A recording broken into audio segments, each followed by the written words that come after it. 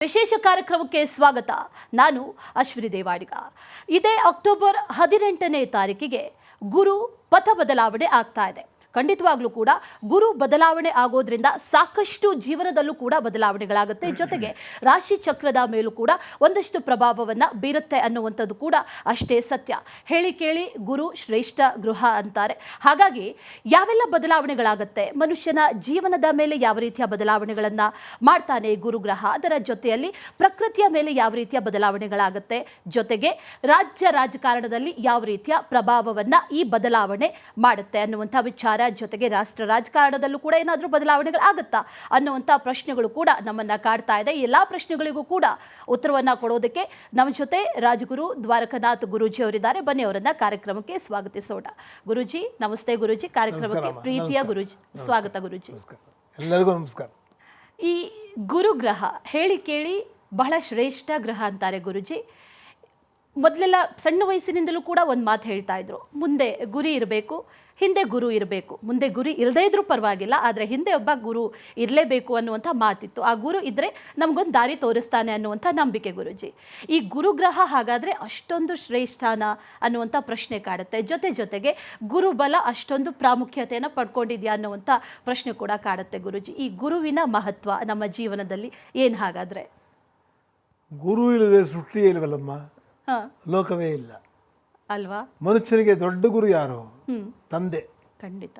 ವಿದ್ಯಾ ಕೊಟ್ಟು ಬುದ್ಧಿ ಕೊಟ್ಟು ಗುರುಮಾತಾ ತಾಯಿಯವರು ಅನ್ನ ಹಾಕಿ ಸ್ನಾನ ಮಾಡಿಸಿ ಬಟ್ಟೆ ಹಾಕಿ ಸಾಕಿ ಸಲಹಿ ಎಲ್ಲ ಮಾಡಿ ಮಕ್ಕಳಾಗಿ ನಾವು ಒಮ್ಮೆ ಅವ್ರ ಮಾತು ಕೇಳಿದ್ರು ಕೋಪ ಮಾಡ್ಕೊಳ್ದಲೆ ಸಂತೋಷದ ನಮ್ಮ ಮಕ್ಕಳು ಮುಂದೆ ಬರಬೇಕು, ಓದಬೇಕು ಅಂಥೇಳಿ ತ್ಯಾಗವನ್ನೇ ಮಾಡಿದ್ದಾರೆ. ಅದೇ ಗುರು ತ್ಯಾಗ. ಮೊಟ್ಟ ಮೊದಲ ಗುರು ಮನುಷ್ಯನಿಗೆ ತಂದೆಯೇ. ಒಂದು ಮಾತಿದೆ, ನಮ್ಮ ತಂದೆಯವರು ಒಂದು ಮಾತು ಹೇಳೋದು. ತಂದೆಯವರು ಅಂದರೆ ಅವರುಗಳ ಭಾಳ ಪ್ರಸಿದ್ಧಿ ಆದ ಮನುಷ್ಯರೇ. ಅವ್ರಿಗೆ ಶಾಸ್ತ್ರ ಗೊತ್ತಿರಲಿಲ್ಲ, ಆದರೆ ಅವರು ಎಲ್ಲ ವಿದ್ಯಾವಂತರು, ಒಳ್ಳೆ ಟಾಟಾ ಕಂಪನಿ ದೊಡ್ಡ ಕೆಲಸದಲ್ಲಿದ್ದರು. ಯಾವಾಗಲೂ ಒಂದು ಮಾತು ಹೇಳೋದು ನಮಗೆ ಬೆಳಗ್ಗೆ ಎದ್ದ ತಕ್ಷಣ. ಏನಪ್ಪ ಅಂತ ಹೇಳೋದು ಅಂದರೆ, ನೋಡಪ್ಪ ಬೆಳಗ್ಗೆ ಹರಿಯುತ್ತೆ, ಪೂಜೆ ಮಾಡ್ತೀಯೋ ಬಿಡ್ತೀಯೋ, ಜನ್ಮ ಕೊಟ್ಟಿದ್ದಾರಲ್ಲಪ್ಪ, ನಿಮ್ಮ ಅಪ್ಪ ಅಮ್ಮಗೆ ನಮಸ್ಕಾರ ಮಾಡಿ ಸಾಕು, ನಿನಗೆ ತುಂಬ ಅನುಕೂಲ ಆಗೋದು ಕಣೆಯ. ಒಮ್ಮೆ ಪೂಜೆ ಮಾಡದಿರೂ ಬೇಡ, ಹೌದು, ತಂದೆ ತಾಯಿಗಳ ಪಾದ ತೊಳೆದು ಗುರುಸ್ಮರಣೆ ಮಾಡಿದ್ರೆ ಒಳ್ಳೆಯದಾಗತ್ತೆ ಅಂತ ಹೇಳಿದರು. ಅದಕ್ಕೆ ಶಾಸ್ತ್ರದಲ್ಲಿ ಹೇಳಿದ್ದಾರೆ, ಗುರುವೇ ಮೊದಲು ಅಂತ ಹೇಳಿದ್ದಾರೆ. ಈಗ ನೀವು ಗುರುಚರಿತ್ರೆ ತೆಗಿತಾ ಹೋದರೆ ಗುರುವೇ ಬ್ರಹ್ಮ, ಗುರುವೇ ವಿಷ್ಣು, ಗುರುವೇ ರುದ್ರ.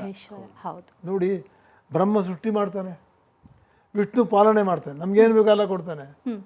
ನಾವು ಸರಿಯಾಗಿ ನಡ್ಕೊಳ್ತಿದ್ರೆ ಈಶ್ವರ ಅವನು ಹಚ್ಕೊಳ್ಳೋ ವಿಭೂತಿ ಯಾರನ್ನು ಬೂದಿ ಮಾಡಾಕ್ಬಿಡ್ತಾರೆ. ಅದಕ್ಕೆ ಗುರು ಬ್ರಹ್ಮ, ಗುರು ವಿಷ್ಣು, ಗುರುದೇವ ಮಹೇಶ್ವರ ಅಂತ ಹೇಳ್ಬಿಟ್ಟು 3 ಅವತಾರವು ಗುರುದಲ್ಲೇ ಇದೆ ಅಂತ ತೋರಿಸಿದ್ದಾರೆ. ಆದರೆ ಗುರುವನ್ನು ಬಿಟ್ಟು ಯಾರು ಏನೂ ಕೆಲಸ ಮಾಡೋಕ್ಕಾಗೋದಿಲ್ಲ, ಅಥವಾ ಗುರುವನ್ನು ಬಿಟ್ಟು ಮಾಡಿದ್ರೆ ಸಾಫಲ್ಯವೂ ನಮಗೆ ಸಿಗಲ್ಲ ಅಂತ ನಿರ್ದಾಕ್ಷಿಣ್ಯವಾಗಿ ಖಂಡಿತವಾಗಿ ಹೇಳಬಲ್ಲೆ ನಾನು. ಅಂಥ ಗುರುಗ್ರಹ 12 ತಿಂಗಳಲ್ಲಿ 12 ವರ್ಷ, ಒಂದೊಂದು ಮನೆ 1 ವರ್ಷ ಬರ್ತಾನೆ. ಈಗಾಗಲೇ ದಕ್ಷಿಣಾಯನ ಅಲ್ಲಿ 2-3 ತಿಂಗಳು ಕಳೆದು ಬಿಟ್ಟಿದೆ. ಮಿಥುನ ರಾಶಿಯಲ್ಲಿದ್ದವನು ಅದು ಬುಧನ ಮನೆ. ಇನ್ನೇನು 4 ದಿವಸಕ್ಕೆ ಕರ್ಕಾಟಕ ರಾಶಿಗೆ ಬಂದೇ ಬಿಡ್ತಾನೆ. ಕರ್ಕಾಟಕ ರಾಶಿಯನ್ನು ತುಂಬ ಉಚ್ಚ ಅವನಿಗೆ. ಗುರು ಅಂದರೆ ಹೇಗಂದರೆ, ಮೇಷ್ಟ್ರು ಪಾಠ ಹೇಳ್ತಾರೆ, ನೀವು ಪಾಠ ಹೇಳ್ಕೊರು ಗುರುಗಳೇ, ಪಾಠ ಹೇಳ್ಕೊಡ್ತಾರಲ್ಲ ಅವರು ಗುರುಗಳೇ, ವಿದ್ಯಾಗುರುಗಳವರು. ಗುರು ಸ್ಥಾನಮಾನಗಳಿದೆ. ಅಂಥ ವಿದ್ಯಾಗುರುಗಳು ಪಾಠ ಹೇಳ್ತಾರೆ, ಪಾಠ ನಾವು ಕೇಳಿಸ್ಕೊತೀವಿ, ಕಲಿತೀವಿ. ನಾವು ಇನ್ನೂ ಬರಲ್ಲ ಅಂತ ಗೊತ್ತಾರೆ, ಸ್ವಲ್ಪ 1 ಗಂಟೆ ಜಾಸ್ತಿ ಇದೆಲ್ಲ ಮಾಡಿಬಿಟ್ಟು ಹೋಗು ಅಂತ ಹೇಳ್ತಾರೆ, ಮತ್ತೆ ಹೇಳ್ಕೊಡ್ತಾರೆ. ಆಮೇಲೆ ದಂಡಂ ದುಶೋಗಣಂ ಭವೇತ್, ನೀವು ಓದಿಲ್ಲ ಸರಿಯಾಗಿ, ಎಲ್ಲಿ ಕೈ ತೋರಿಸು. ಅವರು ನಿಮ್ಮನ್ನು ಹೊಡಿಬೇಕು, ಮಕ್ಕಳು ಹೊಡಿಬೇಕು ಅಂತಲ್ಲ, ಆ ಭಯ ಇರಬೇಕು, ಪಾಠ ಕಲಿಬೇಕು. ನನ್ನ ಶಾಲೆಗೆ ಬಂದು ಗುರು ನನ್ನ ಕರೆದಿದ್ದಕ್ಕೆ ನಾನೇನಾದ್ರು ವಿದ್ಯಾದಾನ ಮಾಡಬೇಕು ಅಂಥೇಳಿ ಅದೇ ಗುರುವಿನ ಆಸೆ. ಅಲ್ಲಿ ಉಪಾಧ್ಯಾಯರುಗಳು ಗುರು ಹತ್ತೆ. ಆದರೆ ಏನಪ್ಪ ಅಂದರೆ, ನಮ್ಮಲ್ಲಿ ಕಾರ್ಯಕರ್ತ ಶೈವ ಅನುಮೋದ ಪ್ರೇರಕ ಅಂಥೇಳಿ ನಾವು ಡಾಕ್ಟ್ರು ಒಬ್ಬರು ಜೀವ ಉಳಿಸ್ತಾರೆ, ನೆನೆಸ್ಕೋತೀವ? ಇಲ್ಲ. 6 ನಿಮಿಷ ತುಂಬ ಡಾಕ್ಟ್ರು ನಾವು ಮತ್ತೆ ನೋಡ್ತೀವ? ನೋಡಲ್ಲ. ಆಯಿತು, ವಿದ್ಯೆ ಹೇಳ್ಕೊಟ್ಟಿವಿ ನಮ್ಮ ಗುರುಗಳು, 8 ಜನ ನಾವು ನೋಡೋಕೆ ಎಷ್ಟು ನೋಡ್ಕೊಂಬರ್ತೀವಿ? ನೋಡಲ್ಲ. ಆದರೆ ಏನು, ನಮ್ಮ ಕಾರ್ಯ ಆದ ಕೂಡಲೇ ಗುರುವಿಗೆ ಸ್ಥಾನಮಾನ ಏನು ಕೊಟ್ಟಿರ್ತೀವಿ, ಅಥವಾ ವೈದ್ಯರಿಗೇನು ಕೊಟ್ಟಿರ್ತೀವಿ, ಅಥವಾ ಪಂಡಿತರಿಗೇನು ಕೊಟ್ಟಿರ್ತೀವಿ, ನಾವೇ ಮರೆತು ಬಿಡ್ತೀವಿ. ಅವ್ರಿಗೆ ಕಲ್ತಿದ್ದೀವಿ ಮರ್ತೋಗ್ಬಿಡ್ತೀವಿ. ಆ ಗುರುವನ್ನು ಮರೆತು ಕೂಡಲೇ ನಮಗೆ ಯಾವುದಿಗೂ ಪ್ರಾಪ್ತವಾಗೋದೇ ಇಲ್ಲ. ನಿಜ, ಇದು ಸತ್ಯವಾದ ಮಾತು. ಹೌದು. ಅಂಥ ಗುರುಗ್ರಹ ಕರ್ಕಾಟಕ ರಾಶಿಗೆ ಈ 4 ದಿವಸದಲ್ಲಿ ಪುನರ್ವಸು ನಕ್ಷತ್ರದಲ್ಲಿ ಬಂದು ಅಲ್ಲಿ ಸೇರ್ಕೋತಾನೆ. ಅಲ್ಲಿ ಬಂದ ಕೂಡಲೇ ಅವನೇನೇನು ಮಾಡ್ತಾನೆ ಅಂತ ನಿಮ್ಗೆ ಏನೇನು ಬೇಕು ಕೇಳಿ ನಿಮಗೆ ಸಮಂಜಸವಾದ ಉತ್ತರವನ್ನು ನಾನು ಕೊಡೋ ಪ್ರಯತ್ನ ಮಾಡ್ತೀನಿ. ನಾನೇನು ದೊಡ್ಡ ವಿದ್ವಾಂಸ ಅಲ್ಲ, ನಾನೇನು ದೊಡ್ಡ ವಿದ್ಯಾವಂತನೂ ಅಲ್ಲ, ಅಲ್ಪಜ್ಞಾನ ಕೊಟ್ಟಿದ್ದಾನೆ ದೇವರ ಸಹಾಯದಿಂದ ಆದಷ್ಟು ಹೇಳ್ತೀನಿ. ಎಲ್ಲ ಪಾಮರರಿಗೆ, ಸಂತರಿಗೆ, ಗುರುಗಳಿಗೆ ನಾನು ಕ್ಯೂನಲ್ಲಿ ಕಡೆಯಲ್ಲಿದ್ದೇನೆ. ಆದ್ದರಿಂದ ಎಲ್ಲರಿಗೂ ನನ್ನ ನಮಸ್ಕಾರ ಇರಲಿ. ಮೊದಲು ನಮ್ಮ ತಂದೆ, ನಮ್ಮ ತಾಯಿಗೆ ನಮಸ್ಕಾರ, ನಮ್ಮ ಗುರುಗಳು ಯಾರು ಪಾಠ ಹೇಳಿಕೊಟ್ರು ಅವ್ರ ನಮಸ್ಕಾರ. ಎಲ್ಲಕ್ಕಿಂತ ಈ ನಮ್ಮ ನಾಡು ಎಷ್ಟು ಪುಣ್ಯ ಮಾಡಿದೆ ಅಂದರೆ ಶಂಕರಾಚಾರ್ಯರು ದೊಡ್ಡ ಗುರುಗಳವರು. ಶಂಕರಾಚಾರ್ಯರ ಜನನ ಆಗದೇ ಇದ್ದಿದ್ರೆ ಹಿಂದೂ ಧರ್ಮ ಎಲ್ಲಿ ಉಳಿದಿತ್ತು? ಧರ್ಮವನ್ನು ಸ್ಥಾಪಿಸಿ, ಧರ್ಮವನ್ನು ಅನುಸರಿಸಿ, ಧರ್ಮಕ್ಕೆ ದ್ರೋಹ ಮಾಡದಲೇ ಆ ಹಿಂದೂ ಧರ್ಮ ಪ್ರತಿಷ್ಠಾಪಕರೇ ಶಂಕರಾಚಾರ್ಯರು. ಅಂಥ ಶಂಕರಾಚಾರ್ಯರ ಇದರಲ್ಲಿ ನೆರಳಿನಲ್ಲಿ 4 ಪೀಠಗಳನ್ನು ಮಾಡಿದ್ದಾರೆ. ಚತುರಾಮ್ನಾಯ ಪೀಠಗಳು ಬಂದು ನಮಗೆ ಶೃಂಗೇರಿ ಜ್ಞಾನಪೀಠವನ್ನು ಇಲ್ಲೇ ಮಾಡಿದ್ದಾರೆ. ಆ ಗುರುಗಳು ಇಲ್ಲೇ ಆಗಿದ್ದಾರೆ. ಬೇರೆ 5ನೇ ಪೀಠ ಎಲ್ಲೂ ಮಾಡಲಿಲ್ಲ. ಶೃಂಗೇರಿ ಮಠಕ್ಕಿಂತ ಮಿಗಿಲಾಗಿ ಶಿಖರವಾದ ಮಠ. ಎಲ್ಲ ಮಠಗಳೇ, ಎಲ್ಲ ಗುರುಗಳೇ, ಎಲ್ರಿಗೂ ನಮ್ಮ ನಮನ ಇರಲಿ. ಆದರೆ ಆ ಜ್ಞಾನಶಕ್ತಿ, ಜ್ಞಾನದೇವತೆ ಶಾರದೆಗೆ ವಿಶೇಷ ಸ್ಥಾನ ಮಾಡಿಕೊಟ್ಟ ಶಂಕರಾಚಾರ್ಯರಿಗೆ ನಮಸ್ಕಾರ. ಅಲ್ಲಿ ಇವತ್ತು ವಿರಾಜಮಾನರಾಗಿರ್ತಕ್ಕಂಥ ಮಾತನಿದಾನ ಭಾರತೀಯ ಸ್ವಾಮಿಗಳು, ವಿಜಯಗರ ಭಾರತಗಳಿಗೆ ನಮಸ್ಕಾರ ಮಾಡ್ತಾ, ನನಗೆ ಗುರು ಜ್ಞಾನ ಕೊಡಲಿ.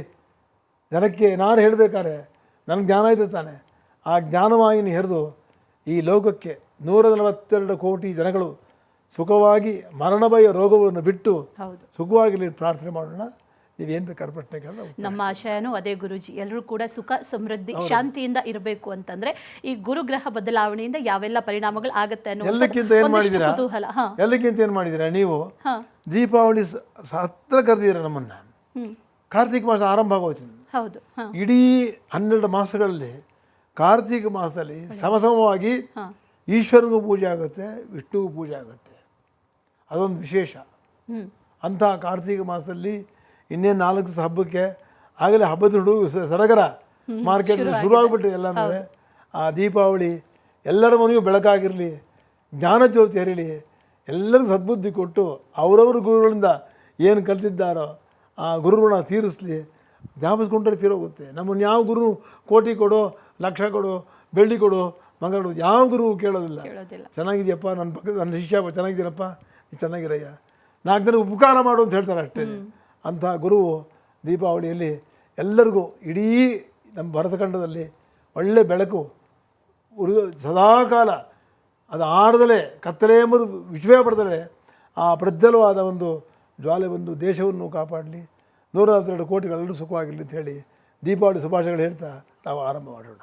ಖಂಡಿತ ಗುರುಜಿ, ಸಾಕಷ್ಟು ವಿಚಾರಗಳಿದೆ ಕೇಳೋದಕ್ಕೆ, ಜೊತೆಗೆ ಅರ್ಥ ಮಾಡ್ಕೊಳ್ಳೋದಕ್ಕೂ ಕೂಡ. ಮೊದಲನೇದಾಗಿ ಈ ಗುರುಬಲ ಅನ್ನುವಂಥದ್ದು ಪ್ರತಿಯೊಂದು ಶುಭ ಕಾರ್ಯ ಮಾಡಬೇಕಾದ್ರೂ ಮೊದಲು ನೋಡೋದು ಇವರಿಗೆ ಗುರುಬಲ ಇದೆಯಾ ಅಂತ. ಮನೆ ಆಗಿರ್ಬೋದು ಅಥವಾ ಗೃಹ ಪ್ರವೇಶ ಆಗಿರ್ಬೋದು, ಇನ್ನೊಂದು ಮತ್ತೊಂದು ಯಾವುದೇ ಕಾರ್ಯ ಮಾಡಬೇಕು, ಬಿಸ್ನೆಸ್ ಮಾಡಬೇಕು ಅಂತಂದ್ರೂ ಕೂಡ ಗುರುಬಲ ಇದೆಯಾ ಅನ್ನೋದನ್ನು ಪ್ರಮುಖವಾಗಿ ನೋಡ್ತಾರೆ. ಈ ಗುರುಬಲ ಇದ್ದರೆ ಯಾವ ರೀತಿ ಆಗಿರುತ್ತೆ, ಗುರುಬಲ ಇಲ್ಲದಂಥ ಸಂದರ್ಭದಲ್ಲಿ ಯಾವ ರೀತಿ ಆಗಿರುತ್ತೆ? ಇದು ಬಹಳ ಇಷ್ಟೇ ಇದು ಗುರುಬಲ ಅಂತಂದರೆ ದೈವಬಲ.